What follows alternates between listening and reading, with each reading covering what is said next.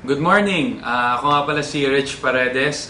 Isa po ako sa mga distributors of Winolight International at isa rin po ako sa mga core leaders of Fire.net. Yan. So, yan po yung grupo natin. So anyway, nandito po ako ngayon. I'm going to be showing you a really wonderful technology. Pero before that, bigyan ko kayo ng konting background. I'm actually a businessman. I used to handle a security agency. Yan yung family business namin. We cater sa mga sa mga schools, mga private companies. And ako personally, meron po akong call center training. Ang kinikater ko naman lahat ng mga call center agents who wants to be trained para po makapag-work sila sa call center industry. And now, as a businessman, I'm gonna show you a really wonderful technology, a really wonderful product na dalawa lang ang pwedeng mangyari sa inyo.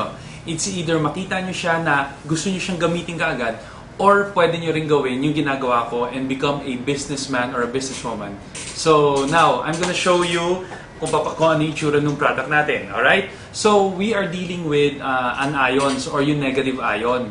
So ngayon, ang maganda dito, yung negative ion, nakalagay ngayon siya sa isang product na kailangan ng babae. Ito po yon, which is a sanitary pad. Ngayon, yung technology ngayon is actually inside. Ngayon, ang gagawin ko po, papakita ko sa inyo and I'm going to be comparing the product sa mga leading brand.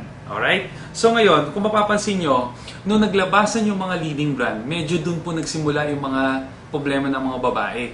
Actually, maganda nga dito, ultimo yung ginagamit na ngayon sa mga leading brand is all chemical based. Kung mapapansin nyo, ultimo yung pandikit. Tingin nyo.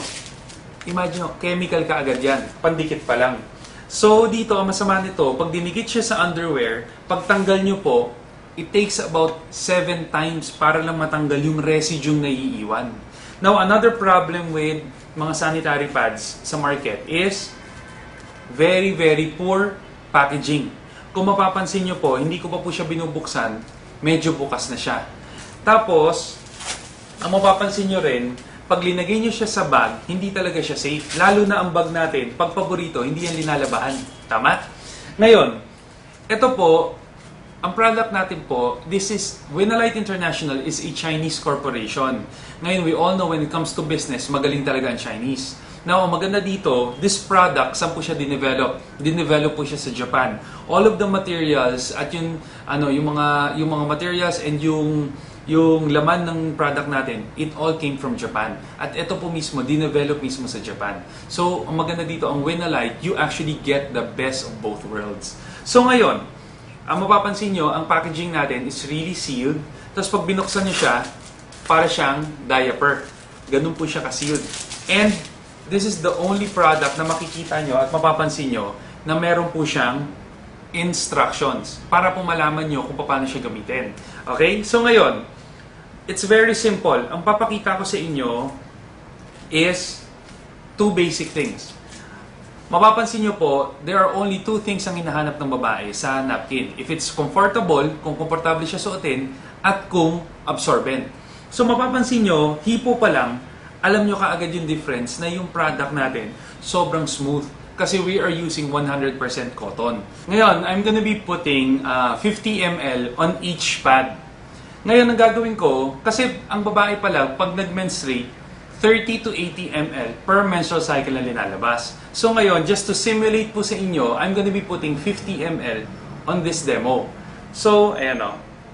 Actually, kung mapapansin nyo, ang napkin po, perfect breeding ground siya ng bacteria. Bakit? Kasi nga, mainit, tapos basa. Kaya pala ang babae, pag gumamit ng napkin, ang nangyayari sa kanya, nagkakaroon ka agad siya ng mga itchiness, ng problema. Bakit? Kasi nga, nabababad yung babae sa bacteria. Just imagine ang napkin pala, ang na-research nila is, ang napkin, pag lumabas ang menstruation, wala pa pong 2 oras. Ang nakita na pong bacteria sa napkin is actually 107 per cubic centimeter. Ibig sabihin, sa bawat dot ng napkin, meron siyang 107 na bacteria. Ganun po kadami. So ngayon, ito pala, lagyan ko ulit ng 50 ml yung isa pang brand. Ayan. Ayan, kitang-kita nyo kaagad Sa leading brands, kita mo kaagad talagang basa. sa atin, makikita nyo, dry ka agad siya. Now, to really test it, okay, I'm gonna be using tissue. Ayan po. Lalagay ko pong ganyan para po makita nyo kung gaano siya ka-absorbent. Okay? So, ito po yung kamay ko, very dry. So, ipapress ko na po. Okay? Oops! Grabe, oh. Kitang-kita nyo, basang-basa. Ito po, dry talaga. Ito po maganda. Ito po, same rem, basa po siya. Okay? Op! Basa rin po. Ito po, tuyo. Tuyo. Tama? Ang maganda dito, ito po ilalagay ko rin po siya dito. Tignan nyo. Basa talaga siya. Ito pong product natin, kahit ipalo-palo nyo pa, sobra po siyang dry. Alright?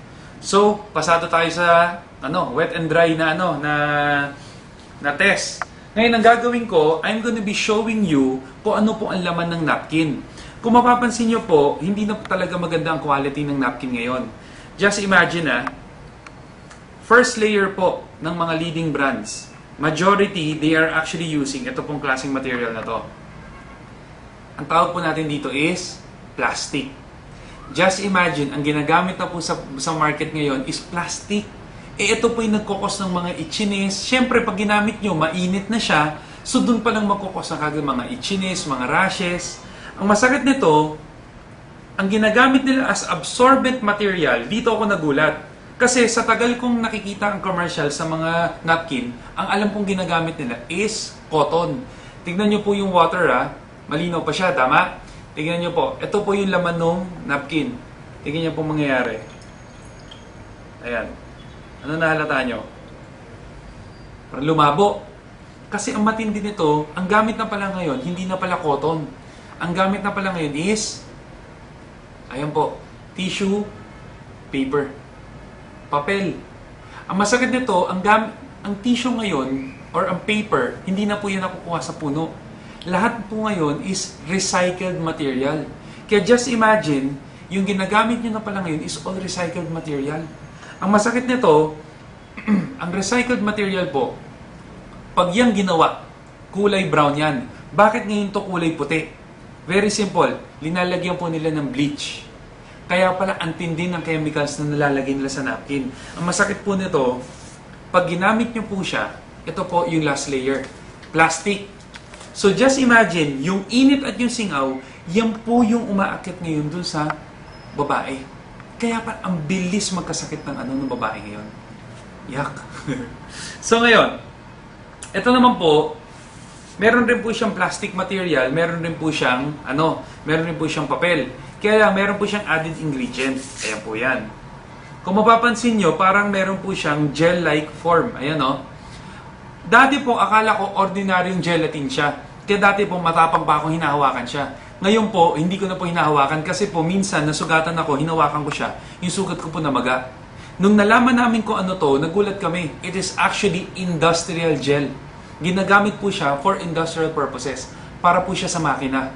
And grabe po, ito rin po yung ginagamit nilang material na linalagay po sa baby diaper. Kaya pala ang bata ngayon, 1 month pa lang, ang bilis na pong magkasakit. Nagkakaroon na po ng UTI, ng UTI, nagkakaroon na po sila ng UTI at nagkakaroon na ng mga rashes. Ganong katindi ang mga sanggol ngayon. Kaya imagine mo, ito rin pala yung ginagamit nilang materyales. Now, ang product po natin, this was, as I mentioned, this was developed in Japan. So ito po, nung ginawa po siyang high-tech. So this is actually a 7-layered napkin. So mapapansin nyo po, ayan bubuksan ko po siya. It is actually a 7-layered napkin. The first layer, this is what we call cotton padding. Dinevelop po siya na pag sinuot ng babae, akala nyo po, parang damit lang po yung sinuot nyo. Alright? Tapos, ang ginagamit po natin is, ito na po. Ito na po yung kinakwento ko sa inyong technology. Ito po yung negative ion. Ito po yung pumapatay ng bakterya. Ito po yung nagbibigay ng lakas sa atin. At ito rin po yung nagkokos mag-detox or lumabas yung dumi sa katawan natin. Ngayon, ang good news nito, ito po, linagay po dito yung technology para po matanggal